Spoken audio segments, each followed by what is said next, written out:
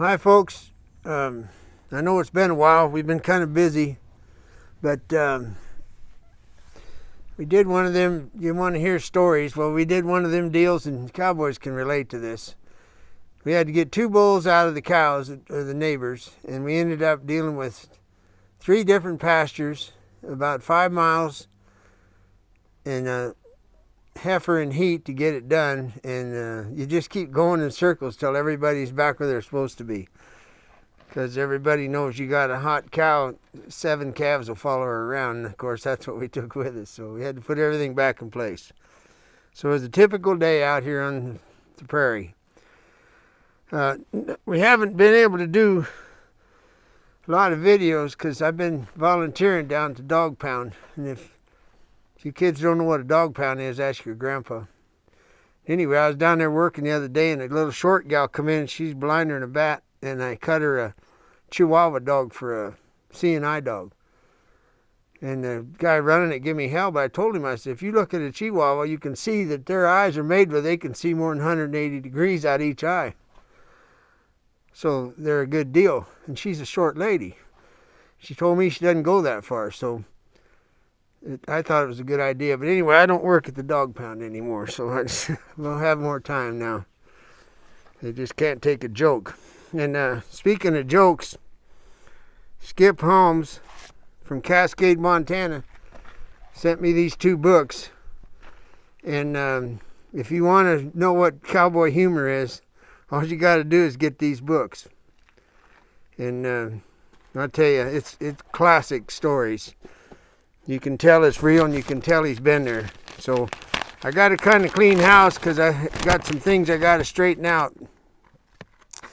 Josh in Idaho wanted to know about transitioning to a western bit when you can. So I'll tell you the deal. I've mentioned it before, but if you've got the log set up in your corral or arena in a circle, and you've seen all my videos on the logs, if you can do them with 3 rules, say for example you're in a snaffle bit, and if you can hold that snaffle one-handed, straddle the logs, and start doing the exercise, rear end, front end, side pass, front end, rear end, side pass. If you can do that one-handed, and there's 3 rules. Your hand can't move, the horse's feet can't stop, and you can't touch a log. If you can get that done, then partner, you can hang a western bit on your horse. That's the way I see it. And a lot of people wonder why go on. Well, one of the reasons you go on is because with the western bit, you've got a curb strap. So if things fall apart, you got a better chance of stopping them. That's just one of the reasons. Now, James in Louisiana, well, how come I go back and forth between a halter and a Bosala and the Suffolk Ram here? Well, the reason I do is because when I'm teaching him something and he's having a hard time, I automatically put my halter back on because I can pull the halter harder and bend his neck and put him in the position I need and teach him. And as soon as he gets it, then I put the bosal back on. The answer is you don't want to teach a horse to go through a bosal, so you keep him light in the bosal and use the halter for the heavy stuff. And on that note, if you'll notice when I'm riding him now, he's putting his own collection in. I don't have to put collection on him. That's what a bosal does.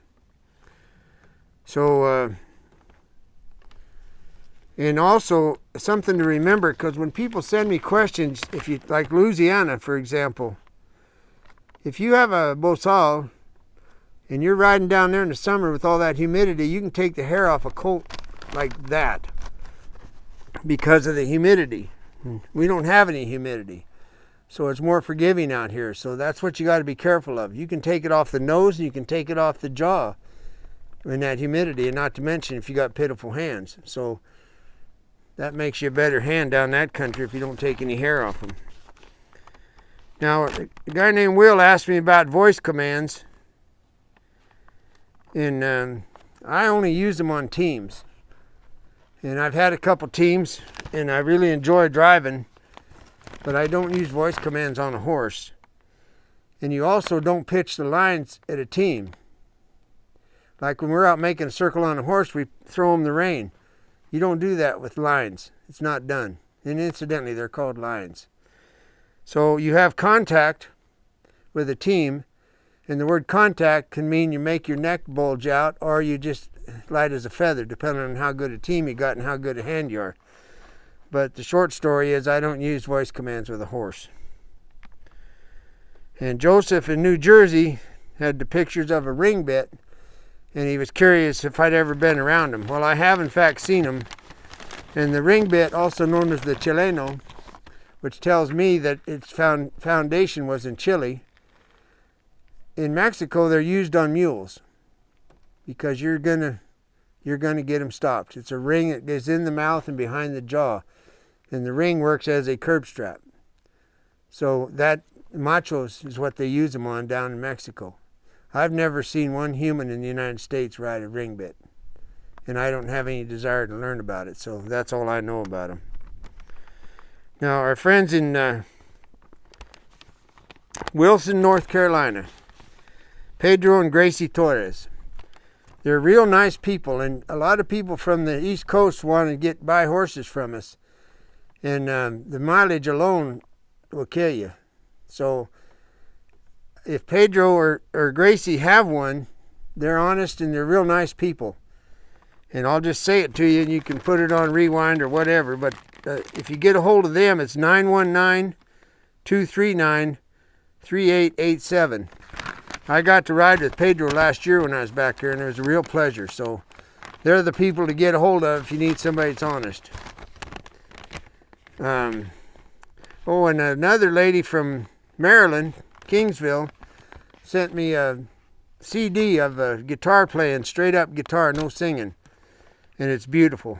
I want to thank her very much, because the first song, as a matter of fact, I'm going to school Chinaco to music.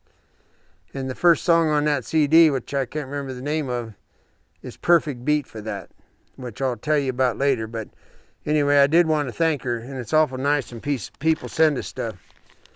And the horse deal, for those of you that want to buy horses, I've read a lot of the emails about the request of what they want. And I've heard people say, I want one of your specially trained horses. Well, you got to know they're not specially trained. They've been rode 1,000,000 miles when I get them. They don't come up from Mexico as unstarted colts. They come up as 4 to 15-year-old geldings. And all I do is tune them up. So please understand that's the way it works. They got a good work ethic, and they walk fast, and they're dependable. So the horses like Chinaco, he's not for sale. So that's specially trained there. He's going to the spade, bit, and sticks. Those are what I would consider the specially trained horses. So just so you're clear. I think that's about it. And I'm going to Tucson, Arizona this weekend for a clinic. Sheree Barnes. So if you want to look her up, that's where I'll be. And then in April, I'll go to Granbury, Texas, to Reed Sykes' place and do a clinic there. And Granbury is as far east as I'm going.